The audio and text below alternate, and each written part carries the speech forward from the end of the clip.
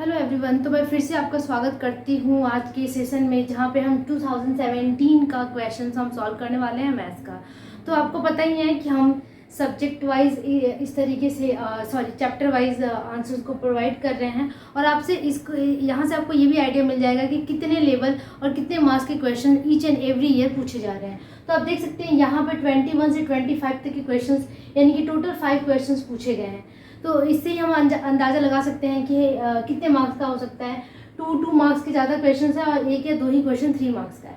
ठीक है, तो टोटल हम देख सकते हैं कि ज़्यादा से ज़्यादा जो मार्क्स है वो 10 नंबर का हो रहा है, इससे ज़्यादा का नहीं आ रहा है। लेकिन जो क्वेश्चन है वो बहुत रिलेवेंट है और बहुत इंपॉर्टेंट है। अगर आप आगे जाके कॉम्पिटिटिव एग्जाम देते हैं तो इस चैप्टर से क्वेश्चन बहुत सारे होते हैं। तो चलो स्टार्ट करते हैं हम सेशन।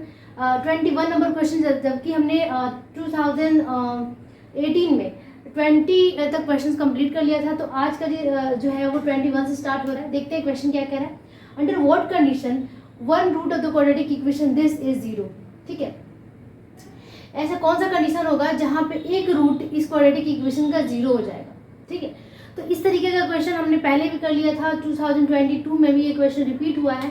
तो किस कंडीशन में ये 22 में रिपीट हुआ है? ये जो पूरा जो इक्वेशन है ax² plus bx plus c equal 0, ये आपका जनरल इक्वेशन है। किस सिचुएशन में इसका एक रूट 0 हो जाएगा?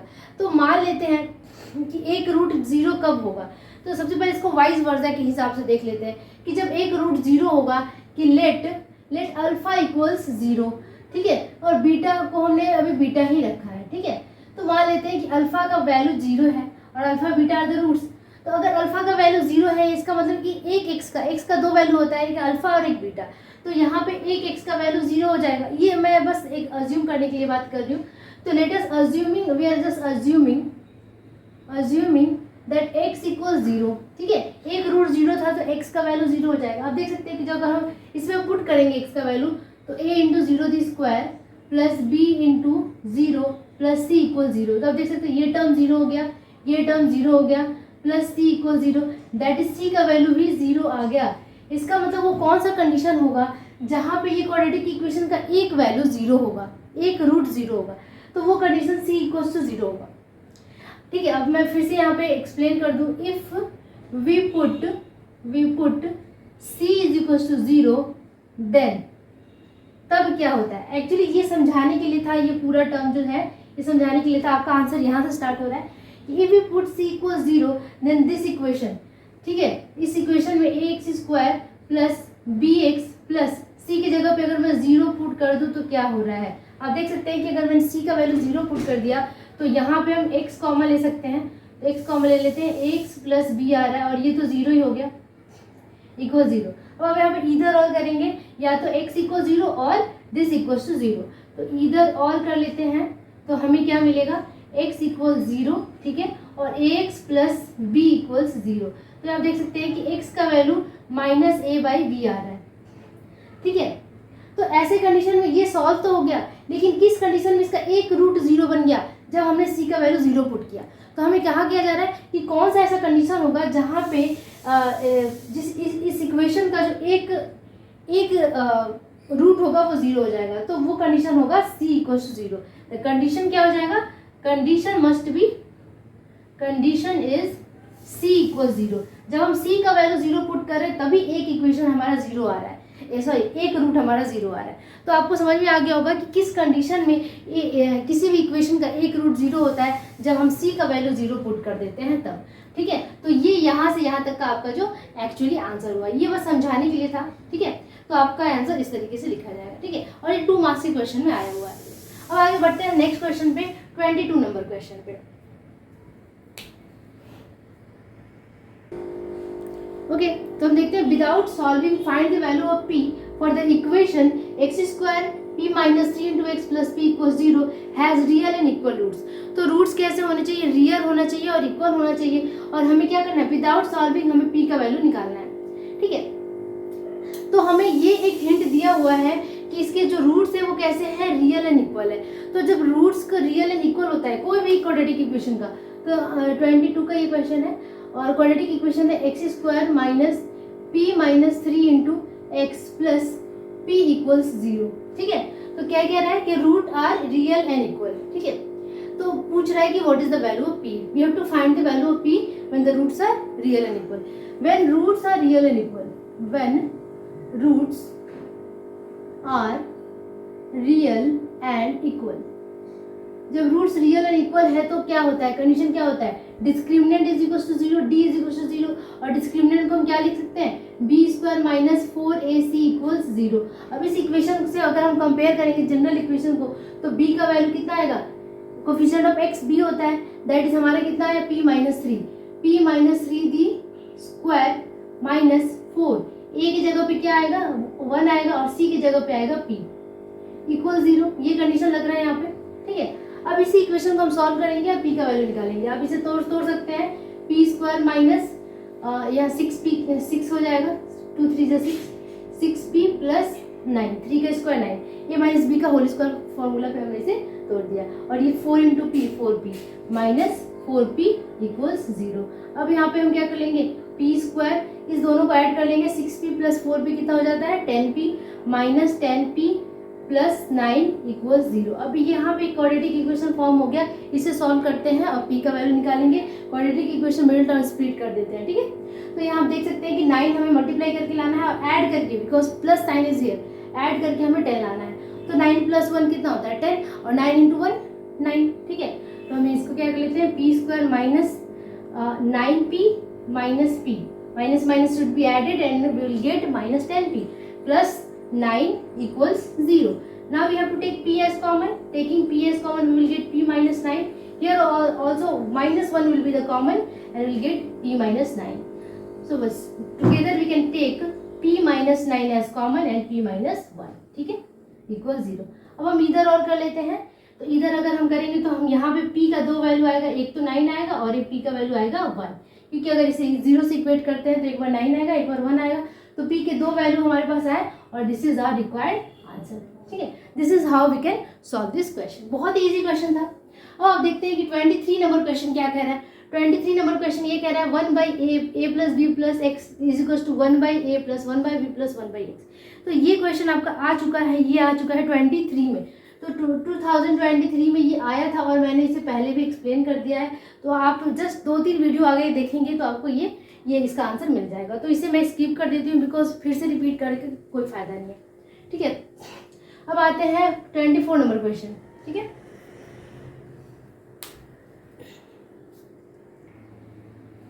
ओके, तो देखते हैं 24 नंबर क्वेश्चन क्या कर रहा है। If 5 times positive whole number is less by 3 then the twice of its square then find the number. ये बहुत ही इजी क्वेश्चन है, ये 6, 7, 8 में आता है। तो चलो इसे सॉल्व करते हैं। 24 नंबर एक एक करके हम क्या करेंगे, इसके स्टेटमेंट को पढ़ेंगे। If 5 times positive whole number, ठीक है, तो वो होल नंबर क्या है वी डोंट नो, तो वी हैव टू टेक, ठीक है, कि let the whole number, positive whole number also you can write, whole number B is equal to x हमने इसको अज्यूम कर लिया। उसके बाद क्या कह रहा है 5 टाइम्स ऑफ दिस। तो according to the question 5 times of the number is less by 3 then, आप ये पूरा लिख सकते हैं, then twice of its square आप देख सकते हैं, ठीक है। 5 टाइम्स ऑफ द नंबर, तो 5 टाइम्स ऑफ द नंबर कर देते हैं, दैट इज 5x।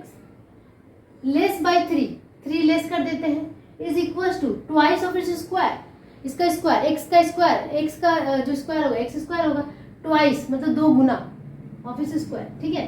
तो इस तरीके से हमारे पास ये कंडीशन मिल गया। अब इसे हम सॉल्व कर लेते हैं। इसे मैं इस तरीके से रिवर्स करके लिख दूँ तो we can write 2x square is equal to 5x minus 3 easily. अब इस x को उधर लेकर आते हैं सबको, तो 2x square minus 5x plus 3 हो जाता है इक्वल 0, ठीक है। अब इसे ये आप देख सकते हैं कि मिडिल टर्म स्प्लिट हो सकता है। यहाँ पे इसका कोफिशिएंट दिख रहा है तो इसको इससे मल्टीप्लाई करते हैं 1 में, 3 2 जा 6 हो गया, ठीक है। हमें ऐड करके क्या लाना है 5 लाना है, मल्टीप्लाई करके 6 लाना है, ठीक है। तो हम क्या करेंगे 2x स्क्वायर को ऐसे ही रखेंगे, प्लस 3 को ऐसे ही रखेंगे, बीच में हमें जो भी चेंज करना है क्योंकि we are splitting the middle term only. ठीक है। तो हम क्या करेंगे, हमें ऐड करके लाना है 5, तो 3 और 2 को ऐड करने पे 5 होता है। तो मान लेंगे यहाँ पे कि 3x है और यहाँ पे -2x है। माइनस इसलिए लिया क्योंकि यहाँ माइनस था, और माइनस जब यहाँ लिया तो यहाँ भी माइनस लेना पड़ेगा बिकॉज वी आर एडिंग, ठीक है। और यहाँ पे 3 2 6, 3 × 2 6 भी हो जा रहा है, ठीक है। अब यहाँ से x कॉमन जाएगा, x निकालो तो 2x - 3, और आप देख सकते हैं कि यहाँ पे कुछ भी कॉमन नहीं जा रहा है, that is we can take 1 as common, -1 as common, then 2x - 3 हो जाएगा, प्लस को माइनस कर दिएगा। ये जैसे माइनस हमने कॉमन लिया, ये माइनस प्लस हो गया और ये प्लस माइनस हो गया। अब ये दोनों एक साथ हम ले सकते हैं, that is we can write 2x - 3 and x - 1 equals 0। अब इधर और कर लेते हैं, हम इधर और कर लेते हैं, तो इधर में हमें क्या मिलता है 2x - 3 equals 0, that is x equals 3/2, और यहाँ पे हमें x - 1 equals 0, that is x equals 1। We are getting the two values of x, that is x equals 3/2 and 1, ठीक है। तो हमें क्या पूछ रहा है कि what is the positive whole number. तो आप देख सकते हैं कि 3/2 होल नंबर नहीं है, तो answer will be 1। Then the positive whole number is positive whole number is equals to 1 and this is the required solution, ठीक है। क्योंकि पॉजिटिव होल नंबर की बात हो रही है और होल नंबर कभी भी फ्रैक्शन में या फिर डेसिमल में नहीं लिखा जाता है, तो होल नंबर हमेशा एक होल होता है, उसका कोई पार्ट नहीं होता है, ठीक है। और यहाँ पे पार्ट है, तो होल नंबर की हमारा आंसर क्या हो जाएगा 1, ठीक है। तो अब हम मूव करते हैं लास्ट क्वेश्चन, जो कि 25 नंबर है। आप देख सकते हैं कि 25 नंबर क्वेश्चन क्या कह रहा है, justify that the roots of the equation 4x² - 4x + 1 = 0 are real and equal. हमें जस्टिफाई करना है कि क्या root of this equation is real और इक्वल होगा, क्या इसका रूट रियल ही आएगा। तो इसका जस्टिफिकेशन हम कैसे करते हैं, हमारे पास रूल था जो कि मैंने पहले इंट्रोडक्शन वाले पार्ट में ही बताया था कि जब भी हम बताना होगा कि रूट कब रियल और इक्वल होते हैं, जब डिस्क्रिमिनेंट का वैल्यू 0 हो जाएगा, या फिर अगर डिस्क्रिमिनेंट 0 है तो हम ये कह सकते हैं कि रूट रियल और इक्वल होगा, ठीक है। तो इसे हम करते हैं सॉल्व, ठीक है। तो हमें क्या करना है कि हमें बताना है कि क्या इसके रूट्स रियल और इक्वल होंगे, ठीक है। तो हम देखते हैं कि डिस्क्रिमिनेंट का वैल्यू क्या आ रहा है। अगर डिस्क्रिमिनेंट ग्रेटर देन 1 आ गया तो रूट रियल और इक्वल नहीं होंगे, इक्वल तो बिल्कुल भी नहीं होगा, रियल होगा, ठीक है। अगर डी लेस देन 0 आया तो वो तो इमेजिनरी वैल्यू हो गया। अगर डी 0 आ गया तो हम कह सकते हैं कि roots are real and equal, ठीक है। तो द गिवन आपका जो इक्वेशन है, equation is given here, is given what is 4x² - 4x + 1 = 0, ठीक है। इस तरीके से इक्वेशन दिया हुआ है। अब हमें बताना है कि क्या इसके रूट्स रियल एंड इक्वल होंगे, तो हमें रूट्स निकालने की जरूरत ही नहीं है, हम डायरेक्ट देख लेते हैं कि d का वैल्यू क्या आ रहा है। तो d = we know that d = b² - 4ac, ठीक है, ये हमें पता है। And comparing the equation with general equation with ax² + bx + c = 0, compare कर लेते हैं। तो a का वैल्यू कितना आ जाएगा, a = 4 because coefficient of x² is 4 है, कोफिशिएंट ऑफ x² 4 है। a का वैल्यू 4 हो गया, b का वैल्यू कितना हो गया -4, b का वैल्यू -4 और c का वैल्यू कितना हो गया 1, ठीक है। a b c का वैल्यू हमारे पास है, अब हम इसमें पुट कर देते हैं।